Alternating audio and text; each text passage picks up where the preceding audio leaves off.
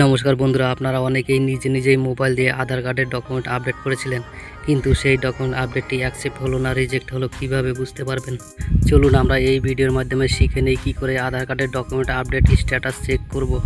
সবার প্রথমে আপনারা গুগল ক্রোম ব্রাউজার বা গুগল থেকে UIDAI লিখে সার্চ করে এই ওয়েবসাইটে চলে আসবেন। এছাড়াও আমি ডেসক্রিপশন বক্সে এর লিঙ্ক দিয়ে দেব, সেখান থেকে আপনারা ডাইরেক্ট এই ওয়েবসাইটে চলে আসতে পারবেন। এবার এই ওয়েবসাইটটি খুলে যাওয়ার পর আপনারা স্ক্রল ডাউন করে নিচের দিকে চলে আসবেন এবং দেখতে পাবেন একটি অপশন রয়েছে আপডেট আধার বলে, সেখানে ক্লিক করবেন।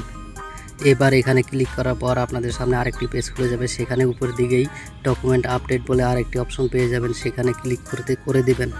এবার এখানে ক্লিক করার পর আপনাদের সামনে যে পেজটি খুলে যাবে, সেখানে আপনারা দেখতে পাবেন আধার ডকুমেন্ট আপডেটটা কতদিন পর্যন্ত ফ্রিতে করা যাবে। তারপরে সেই পেজটিকে আরেকটু নিচের দিকে এসে ক্লিক টু সাবমিট এখানে ক্লিক করবেন। এবার আপনাদের সামনে লগইন পেজ খুলে যাবে, সেখানে আপনারা আধার নম্বরটি লিখবেন এবং ক্যাপচাটা লিখে লগইন উইথ OTP এখানে ক্লিক করবেন। এবার এখানে ক্লিক করলে আপনাদের আধার রেজিস্টার মোবাইল নাম্বারে একটি OTP চলে যাবে, সেই OTPটি লিখে তারপরে আবার লগইনে ক্লিক করবেন। এবার লগইনে ক্লিক করার পর আপনাদের আধারটি লগইন হয়ে যাবে এবং লগইন হওয়ার পর আপনারা ডান দিকে একটি ছোট্ট ঘর দেখতে পাবেন, সেখানে লেখা রয়েছে ডকুমেন্ট আপডেট।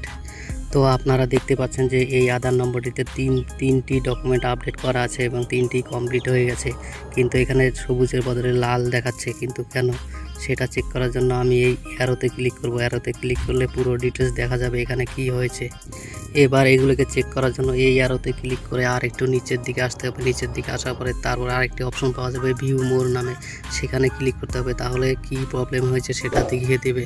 তো আমি এখান থেকে সবার শেষের দিকে ভিউ মোরে ক্লিক করে নিচ্ছি। এখানে দেখতে পাচ্ছেন সবগুলি স্টেজই কিন্তু কমপ্লিট করা আছে এবং নিচে একটি লাল রঙের মেসেজ দিয়েছে যে কি প্রবলেম হয়েছে। এখানে লেখা আছে যে এটার সমস্যা হচ্ছে এখানে আপডেট করার সময় যে ডকুমেন্টটি আপলোড করা হয়েছিল সেই ডকুমেন্টের নামের স্পেলিং এবং আধারের নামের স্পেলিং ভুল আছে, তার জন্যই কিন্তু এটাকে রিজেক্ট করা হয়েছে। এবং আগের দুটি সেটা কিন্তু অন্য প্রবলেম হয়েছে, সেখানে আপলোড করার সময় সিলেক্ট করা হয়েছিল একটি ডকুমেন্ট, কিন্তু আপলোড করা হয়েছিল অন্য ডকুমেন্ট। এই ধরুন সিলেক্ট করা হয়েছিল ভোটার কার্ড, কিন্তু আপলোড করে দেওয়া হয়েছিল প্যান কার্ড। এইরকম সমস্যা আছে এই দুটিতে। তো আপনারা দেখে নিলেন ডকুমেন্ট আপডেট কেন রিজেক্ট করা হয় এবং এই সব কারণেই কিন্তু রিজেক্ট করা হয়। এরকম ভুল কিন্তু আপনাদেরও হতে পারে, তাই আপনারা ঠিকঠাক করে কাজ করবেন।